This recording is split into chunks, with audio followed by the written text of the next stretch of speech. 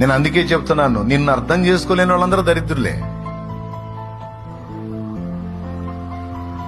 అంతే.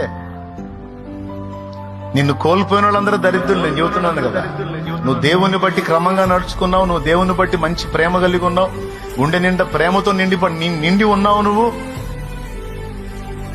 నిన్ను ఆశ్రయించిన వారికి నువ్వు హెల్ప్ చేసే వ్యక్తివై ఉన్నావు, వారిని ఆదుకునే వ్యక్తివై. అయినా నిన్ను కోల్పోయారు వాళ్ళు, దరిద్రులు. మంచి వాళ్ళని కోల్పోయిన వాళ్ళందరూ దరిద్రులే. Praise the lord. హల్లెలూయా. కానీ దీన్ని రివర్స్ లో చూపిస్తాడు సైతానుగాడు. చూపించి నిరాశ ఊబిలోకి నెట్టి, కృంగుబాటులోకి నెట్టి, చచ్చిపో చచ్చిపో చచ్చిపో అంటాడు వాడు.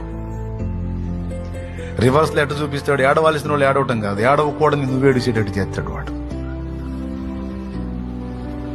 నీకు నీ భార్య ప్రేమ దక్కలేదుగా, అందరు భార్యలు చూడు ఎట్టున్నారు, నీ భార్య చూడు, నీకు నీ భార్య ప్రేమ దక్కలేదుగా.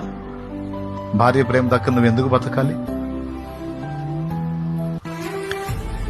నువ్వు ప్రేమించిన అమ్మాయి ప్రేమ నీకు దక్కలేదుగా, నువ్వెందుకు బతకాలి? నీ తల్లిదండ్రుల ప్రేమ నీకు దక్కలేదుగా, నువ్వెందుకు బతకాలి? నీ పిల్లల ప్రేమ నీకు దక్కలేదుగా, నువ్వెందుకు బతకాలి? దీనికి సమాధానం ఏంటి?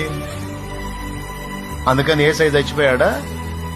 అయ్యో వీళ్ళెవరు నన్ను అర్థం చేసుకోవట్లేదు అని ఏడిసి కుమిలిపోయి చచ్చిపోయాడా?